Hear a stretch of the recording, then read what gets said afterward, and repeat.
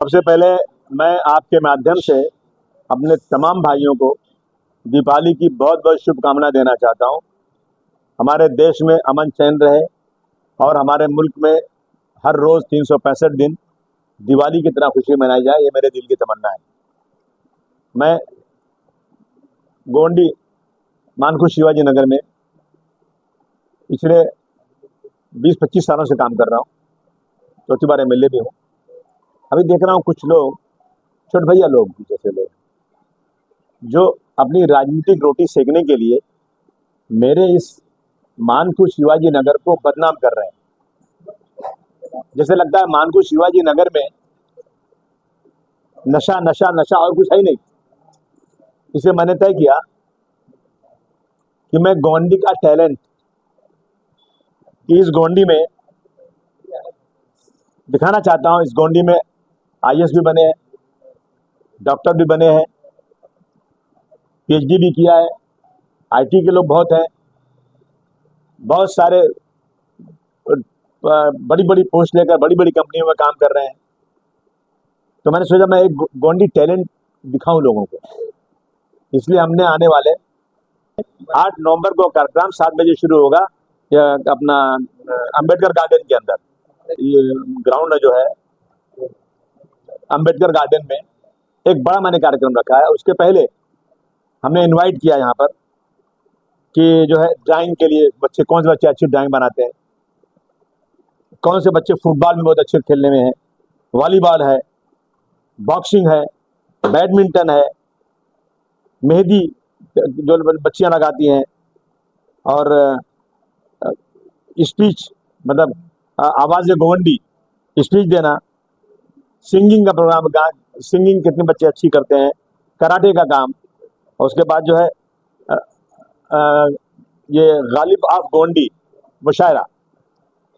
बच्चे यहाँ पे मुशायरा पढ़ना इतना आसान नहीं है कि गालिब ऑफ गोंडी हम बताएंगे। नात का प्रोग्राम होगा, कुरान शरीफ के नात पढ़ेंगे, और जो है इस तरह से क्रिकेट का होगा और बहुत सारे। जब से हमने ऐलान किया है इतने ज़्यादा एप्लीकेशन आ रहे हैं, इतने ज़्यादा एप्लीकेशन आ रहे हैं इसमें, इस मुकाबले में शामिल होने के लिए। मैं समझता हूं कि हम सोच भी नहीं सकते थे कि हमारे गोंडी में इतने ज़्यादा टैलेंट है। इन टैलेंट को हम लोग अभी उनका वो करवा रहे हैं, कंपटीशन करवा रहे हैं। रोज़ाना गोंडी में चल रहा है, इनका कंपटीशन हो रहा है। उसमें जो लोग फर्स्ट आएंगे वो हम 8 तारीख को 7 बजे के बाद बहुत अच्छे अच्छे गेस्ट को बुलाएंगे। उनके नाम हम बाद में अनाउंस करेंगे, बुलाएंगे, उनके हाथों से उनको अप्रिशिएट करेंगे और उनको सर्टिफिकेट देंगे। उनको बताएंगे कि हमारे गोंडी के टैलेंट ये हैं, ताकि जो लोग राजनीतिक रोटियां सेकने के लिए हमारे गोंडी को बदनाम करते हैं, उनका कम से कम उनको लगे कि हाँ गोंडी जो है ना सिर्फ नशे वाला नहीं है, बल्कि गोंडी में बहुत बड़े बड़े टैलेंट बैठे हुए। ये हमारा काम, यही हम करने जा रहे हैं, इसलिए बुलाया आपको। सर, ये जो टैलेंट शो आप गोंडी में कर रहे हैं, इसमें लगभग कितने बच्चे लोगों ने अपना भाग लिया? हर काम में, मैंने बताया नहीं, क्रिकेट है सैकड़ों बच्चे, मेहंदी है सैकड़ों लड़कियां, इस तरह से जो स्पीच के लिए बहुत सारे लोग, नाच के लिए बहुत सारे लोग, कराटे के लिए और बॉडी बिल्डिंग के लिए, मतलब हर में जितना हम सोचते थे ना उससे ज्यादा एप्लीकेशन आ रही हैं। नहीं नहीं, ये सिर्फ गोंडी टैलेंट है, ये सिर्फ गोंडी का टैलेंट दिखाने के लिए। अगर किसी को करना है तो संपर्क किससे करें? संपर्क हमने दिया ना उसको, वो हम लोगों ने वो अपना बार कोड डाला हुआ है, बार कोड से एप्लीकेशन कर रहे हैं। और अगर कुछ और किसी को जानना चाहिए तो यहाँ पे गैसुद्दीन साहब बैठे हैं, मैं हूँ, ये हमारे जो है फवाद आजमी बैठे हुए हैं, पार्टी के कार्यकर्ता लोग हैं, नगर सेवक रुखसाना सिद्दीकी हैं, और उसके बाद इरफान है, बहुत सारे लोग हैं, ये सारे यहाँ पे जमील भाई बैठे हैं। सबको पता है इस चीज़ को। जिसको भी एप्लीकेशन करना है, अगर उन्होंने बार कोड नहीं देखा और नहीं किया तो यहाँ लगा दे सकता है। हम उसको कोशिश करेंगे ज्वाइन कराने की। एक मिनट, जो हिस्सा ले रहे हैं इस खेल में, टैलेंट उन लोगों को क्या मैसेज देना चाहते हैं? नहीं, उनको मैसेज दे रहे हैं कि बच्चों आओ, अपना टैलेंट दिखाओ, बताओ कि हमारा गोंडी जो है ना किसी से पीछे नहीं है। मेरा गोंडी मुंबई में सबसे आगे, यहाँ एक से एक हुनरमंद पड़े हुए हैं। सर, पूरा प्रोग्राम जो 8 तारीख को एक दिन में ही किया जाएगा या उससे पहले तारीख प्रोग्राम को दिया जाएगा? अरे मेरे भाई, सारी रामायण खत्म, सीता कौन थी पूछ रहे हैं आप? मैंने बोला ना, मजाक कर रहा हूँ, मैंने बोला ना कि ये डे टू डे काम चल रहा है। अभी देखिए इन्होंने किसका कर लिया, आपने कराटे का इन्होंने कर लिया। अब आप लोग मालूम पड़ना चाहिए।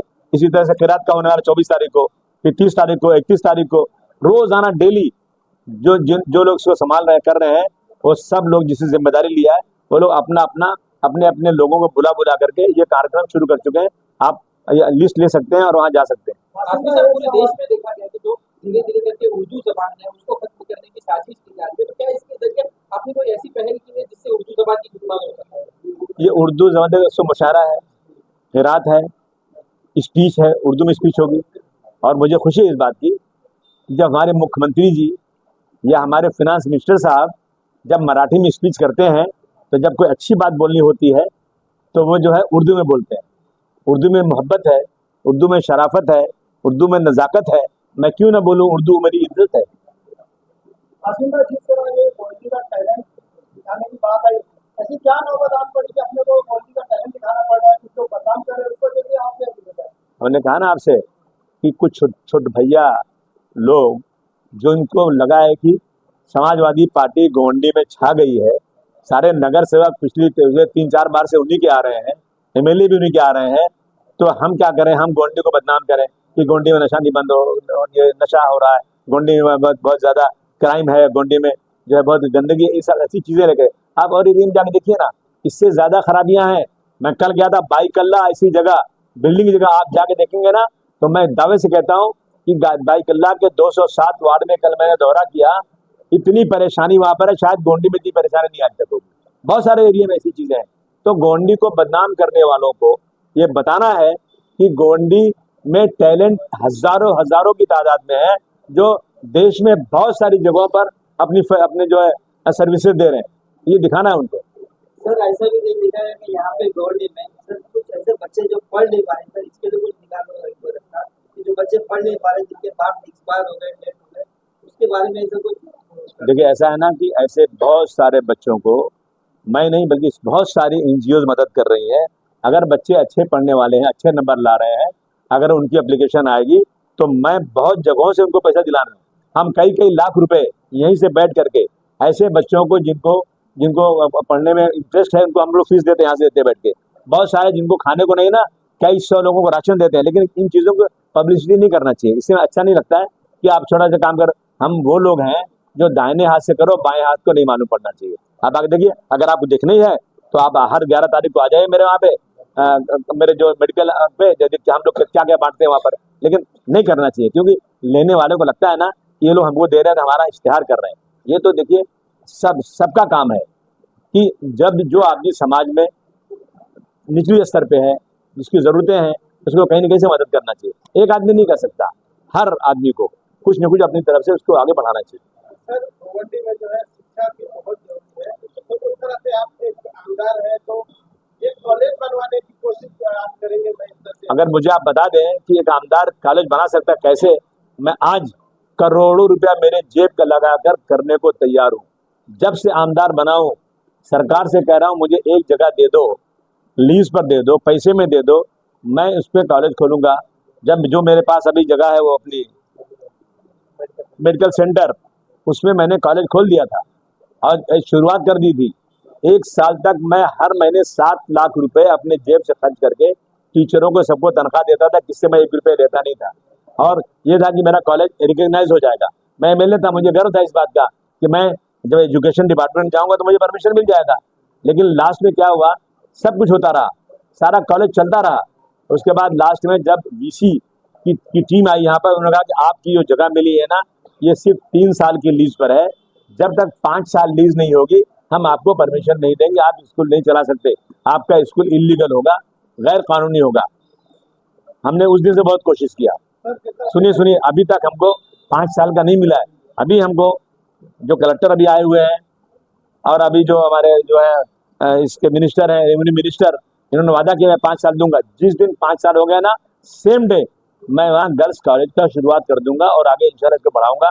जिस दिन मुझे बड़ी जमीन मिल गई ना, मैं किसी से पैसा नहीं मांगूंगा, मैं खुद अपने पैसे से पूरा कॉलेज बनाने को तैयार हूँ।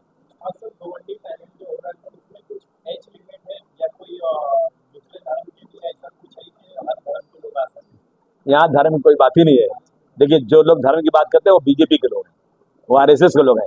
समाजवादी पार्टी इस मुल्क में जैसे 2 आंखें हैं ना, एक हिंदू एक मुसलमान, एक भी आँख खराब हो गई ना तो आदमी बदसूरत हो जाएगा, काना हो जाएगा। मैं इस देश को खूबसूरत देखना चाहता हूँ। हमारे यहाँ हिंदू मुस्लिम में कोई अंतर नहीं है। जितने भी आएंगे ना सबके साथ इंसाफ होगा। इलेक्शन के टाइम पे देखा गया अक्सर करके आसिफ भाई कि कुछ लोगों का एक शोषा हो गया है कि गोंडी को बदनाम करना चाहे किसी भी स्तर पर, उन लोगों को आप क्या चेतावनी देना चाहेंगे? उनसे कहेंगे बस सुधर जाओ। एक मुख्यमंत्री भी अगर आपको कुछ उल्टा कहता है तो आप पलटवार करते हैं, लेकिन यहाँ पर कुछ चंद सोशल वर्कर या आपके निकाले हुए या कोई आपके खिलाफ हो रहे तो आप फिर चुप्पी क्यों साधे, उनके खिलाफ आप क्यों? मुझे बचपन से सिखाया गया है कि कीचड़ में पत्थर डालोगे ना तो छींटा अपने पर आएगा, और ये भी सिखाया गया है कि जब हाथी चलती है ना तो चारों तरफ से कुत्ते भूखते हैं और हाथी मस्त होकर चलता रहता है। मैं वही हाथी हूँ। सर इलेक्शन दूसरा सुनिए, हैं होगा तो ये कुत्तों का इंजेक्शन अरे भाई पलटवार जो है ना इलेक्शन में होगा।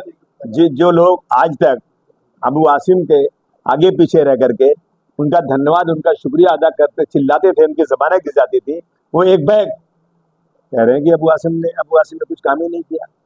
कल तक तो तुम ये कह रहे थे। तो ऐसे लोग क्या बोलते हैं? दोगला, दो जबान वाला। और मैं ऐसे लोगों के क्या जवाब देता नहीं ना। मैंने मेरे तमाम कार्यकर्ताओं को मना किया है, नाम भी मत लेना।